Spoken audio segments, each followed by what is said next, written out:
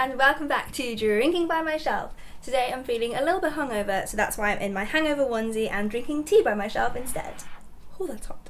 A few months ago I did the Try a Chapter tag and I got loads of comments from people saying they really enjoyed watching it, so I thought I might as well do another one. This time it's going to be the BookTube edition, so I'm going to try chapters of books I've heard of through BookTube. I'm going to put that down for now because it's too hot. It's making me feel hot. So it's the same format as last time. I've downloaded the first chapters as samples onto my Kindle. I can't quite remember what all of them are about, so I'm going to look at the titles, try and remember or judge what they might be about, then look at the front covers, try and get a better idea, and then I'm going to read the first chapter and decide whether to put it onto my TBR or bin it. If I mention any books that you have read, please do comment below and tell me whether or not you liked them so you can save me from making terrible mistakes if I was about to waste my time, or if I was about to bin it and actually it's really good. Okay, so the first one on my list is I'll Give You the Sun by Jandy Nelson. Now I've read a book by Jandy Nelson before and I didn't really like it, but I kept hearing on BookTube that I'll Give You the Sun was way better, so I'm interested in giving it a go. I have a feeling that it's an LGBTQ plus romance, but I might be wrong. Let's have a quick look at the cover and see if I can get any more clues. Okay, so the front cover is very bright and colourful and cheery, so I think hopefully it's going to be quite a happy book. Okay, I'm intrigued. First chapter it is. Everyone in this book has cool names. I hate reading scenes of bullying, it makes me so upset. Okay, not sure about that one, to be honest. I think I'd probably be interested in the story, but the way it's written was just really annoying me. It's very over-the-top, kind of whimsical in a way. The main character has quite an overactive imagination, so you're constantly getting mixed in things that obviously didn't happen with the things that do. So like when they're having an awkward family conversation around the dinner table, there's conversations that are actually happening mixed in with stuff like mum picks up a knife and stabs dad, and obviously that doesn't happen, that's just how the boy is kind of imagining it. And that's quite cool, that's quite an interesting technique, but it just got a little bit too much for me. So I found myself getting a bit annoyed while I was reading it. So seeing as I didn't really like her last book either, I think I'm going to scrap that one from my TBR. Sorry, I'll Give You the Sun, you're out of here. So the next one on my list is another, which I'm assuming is an LGBT book. It's called Boy Meets Boy by David Levithan. And I've heard this title and I've heard that author talked about a lot on BookTube. I've never read any of his stuff before. Oh, that's cute. So yeah, I'm thinking this is going to be a love story. That's pretty obvious at this point.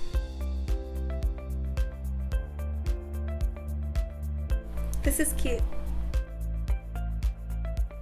That one was sweet. I think I could like that one. It's still written a little bit in that over-the-top whimsical way. I guess that a lot of YA is written, and it kind of a little bit annoying, but I think I liked those characters better already. I'm kind of still a little bit undecided on it at the moment. What I particularly liked is it started from a more positive angle than the last one. Obviously LGBTQ plus people do go through a lot of hardships, but so many books focus on those hardships rather than just presenting really great romances, and so far in this book it seemed more on that. He's got really great accepting friends from the beginning, and then we're just starting a romance from that point, which is quite refreshing. So I think I would like to keep reading that one. I'm going to put that one on my TBR. Okay, the next one I've got on my list is called Dreamology by Lucy Keating. I'm guessing it's going to be about dreams in some way. Ooh, interesting cover. The subtitle says, "The boy of her dreams just might be real." That reminds me of that movie, I can't remember what it's called, Ruby Sparks, where the guy writes a story and the girl from it comes to life. Makes me think of that, and I enjoyed that film. So my guess with this one is that she's going to dream up a boy and then meet him in real life. That's my guess. Let's see if I am at all right. My pet hate in movies or books is when they describe people being sick. You can just say you were sick. I don't need to see it. I don't need to read about it. I'm already not liking that. That was a very short first chapter, so I couldn't really get that much from it. But there was nothing in it that felt really hugely original. The first half, she's in a dream and she's got this dream guy, and then the second half is real life and she's moving with her dad to a new house. And I assume that she's going to meet the guy from her dreams in real life. And I guess that's quite an interesting premise, but there was nothing in this admittedly very short first chapter that made me particularly excited to keep going. So I think I'm going to bin that one from my TBR, but if you've read it and it was great, let me know, because I didn't really get a fair chance at it in there. Next I have Every Heart a Doorway by Seanan McGuire. I don't know how to pronounce that name, but I'm pretty certain that I heard of it through Cece from Problems of a Book Nerd, and that it was included in her LGBTQIA plus reads as one of their asexual books. Oh, it looks scary. Maybe I'm wrong. Spooky. Actually, I can't tell if it looks spooky. It looked scary at first glance, and now it looks kind of magical and exciting. I'm intrigued. I have no idea. Gonna have to give it a go. It's very intriguing so far. Now that is a very interesting first chapter. I don't even know what to make of it, but that's the first one so far that's had me really, really absorbed because I was just so interested and confused by it. There's something supernatural about it, but I couldn't tell you yet what exactly it is. I'm really interested. I'm definitely putting this one on my TBR. I can't wait to see what happens. Okay, next I have My Heart and Other Black Holes by Jasmine Warga. It sounds kind of like an unrequited love story. Maybe that's where it starts, and then there's going to be a romance. I've got a lot of romances on this list. I'm not really a big fan of books centered around love stories generally, but we'll see. I might be wrong. Let's have a look at the front cover. The front cover is really cool and messy. I like what it looks like. With the subtitle, One Spark Can Change Everything. It does just sound like it's going to be another romance, and I'm not sure I'm interested. But there must have been a reason that when I heard it talked about, I wrote it down. So let's give it a go.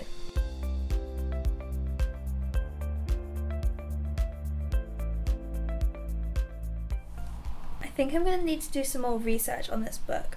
So it's about a girl who is depressed, and she's looking on a suicide website to find partners, people who want to commit suicide together. Now that could be a really good book to read if it's written by somebody who really understands depression and suicidal thoughts, but my first instinct is to get worried that it might be a bit exploitative. So for now, that first chapter made me feel a little bit wary of putting it on my TBR, so I'm not going to for now, but I would love to hear from people who have read it if it's actually a good portrayal of depression or if it is as exploitative as I'm worrying that it might be. Okay, then I've got Nina Is Not Okay by Shappi Khorsandi, and I'm guessing it's about a girl who's not okay. It might be a book about mental illness. I have been looking at a lot of YouTube videos about mental illness books lately. I'm not quite sure. I'm going to look at the cover. Oh, fun cover! With post-it notes. Oh, that's interesting. Hang on. It looks interesting. I'm guessing from this cover that it might not be written in a straightforward narrative. It might be a diary or made up of little post-it notes or letters or something a bit fun. Fingers crossed, because I like that. Let's give it a go and see. No, just straightforward narrative. Damn. Wow. That first chapter had a lot going on. So it started quite funny. I really liked the writing. It did make me laugh. The characters felt really real. But that first chapter essentially seemed to be a rape scene that she has memory loss of. And I can't tell from that first chapter how they're going to handle that. She's being very hard on herself, the main girl who it happened to. But the sample finished before I could really see how other people are going to respond to it and how the book is going to treat it. But I have high hopes so far. She already, before that happened, was talking with her friends about feminism. So I'm hoping that this is going to be a feminist YA. I think I want to keep reading because I do remember hearing this book mentioned a lot, but I'm a little bit nervous because that sample didn't give me quite enough to reassure me how it's going to deal with that issue. So if you've read it, please do put a comment below and let me know if I should read it. At the moment, I think yes, I am going to put it on my TBR. Okay, next we have The Never List by Koethi. I feel like it's about two best friends who make a list of things they're never allowed to do or people they're never allowed to kiss. That might be called the kiss list. I don't know, I'm getting mixed up now. Let's look at the cover. Oh, spooky! Spooky book! Oh, exciting. Yeah, it's not the one about kissing then. This one has someone looking through a keyhole. Escape is just the beginning. That's terrifying. Oh my god, this is definitely a thriller. I'm so excited. Ah, okay, let's read that chapter. I'm really excited for this one. This is terrifying. Scary! I definitely want to keep reading. I kind of cheated because in the Kindle sample there were 2 chapters, so I read 2 chapters. But oh my god, that's so creepy! So it's about these 2 best friends who were in a horrible car accident a few years before, so they've become very, very paranoid. And when they first go off to college, they have this never list of the things that they should never do because they want to stay safe all the time. But despite that, one night they are abducted and taken to a cellar where they are chained up for 3 years. And we don't know very much yet about what happened to them in the cellar because it then flashes forward to the one girl who got out and we don't know what happened to her friend. And oh my god, it's so creepy and I'm definitely gonna read it. It's so good. Okay, now I've got another David Levithan. This one is called Every Day. And I think I remember what this one's about. I might have got it really wrong. I think it's about somebody who wakes up every day in somebody else's personality or in somebody else's head. I don't know where I would have got that idea from if it wasn't right. I'm not that imaginative. Let's see if the cover gives any clues. Ooh. Every day a different body, every day a different life, yeah. Every day in love with the same girl. That sounds really interesting. I remember hearing about that one and thinking it sounded really intriguing. Let's read the first chapter. It's making my head hurt trying to work it out. It's interesting, but it's confusing. That was a really interesting first chapter. It's about a person who wakes up every day in somebody else's body. We don't know anything really about that person yet. In this first chapter, they're inside the body of somebody called Justin. And I can't quite get my head around how it works. Because when they first wake up, they have to figure out who they are. And it says that they can access facts but not feelings, but they can also access memories. So that's a bit confusing. And also, what happens to that person, who it really is, for the day? How do these people not get really confused that they miss a day of their lives? I don't really know how it works, but I'm definitely interested. And they, in this chapter, met a girl called Rhiannon, who I think they're going to fall in love with. I think it's going to be an interesting way of exploring love, because we don't know the gender of the narrator, and it doesn't feel really like it's important. So this one actually seems more interesting to me so far than Everyday, so maybe I'll take this one instead. Okay, Night Film by Marisha Pessl is one that I've heard talked about so much, and I cannot for the life of me remember what it's about, like at all. So I'm going to just take a guess, Night Film, that it's going to be kind of spooky, I think. Maybe about a stalker who's watching somebody and filming them. That would be quite creepy. I have no clue. Let's look at the cover. I really need to wee, but wearing a onesie is such a nightmare because I have to take the whole thing off. Okay, yeah, that front cover looks a little bit creepy. Not getting many clues from that. Let's have a read. Oh, there's like interactive stuff. Ooh, has anyone read it? How important is that stuff? Oh, I'm getting confused. I can't figure out how to make the interactive stuff work, so I'm just going to read it normally. But if anyone's read it and knows what all the bonus stuff is, then let me know, because I'm really intrigued. This is cool. It's got like newspaper clippings and stuff. It's really small writing, so I'm hearing and I like this. I feel like this is a book I really want to have the physical copy of. I don't think a Kindle can quite do it justice. Really interesting book, that one. I definitely feel like I want to own it, the physical copy, because it's got like newspaper clippings, screenshots from websites, and I feel like that's more fun when you're actually flicking through a real book. It feels like you're kind of doing the investigation. That first chapter didn't really reveal enough for me to tell you what it's about, but it set up enough of a mystery for me to definitely want to keep reading. If anyone has read it, please let me know if the bonus material app is worth getting, because that sounded really interesting. I've never done anything like that before. Okay, still going. Still haven't been to the loo. Oh, I've got The Graces by Laure Eve. So I've heard so much about this. I've seen it all over BookTube. I think it's maybe about witches? Yeah, that's definitely magical. Very beautiful cover, very like majestic, and it looks kind of Great Gatsby-ish, but with a magic twist. I've heard mixed things about this one, to be honest. Most of what I've seen all over BookTube has been like rave reviews, but then a few people whose opinions I usually do agree with have said that they didn't like it, so who knows? Let's give it a go.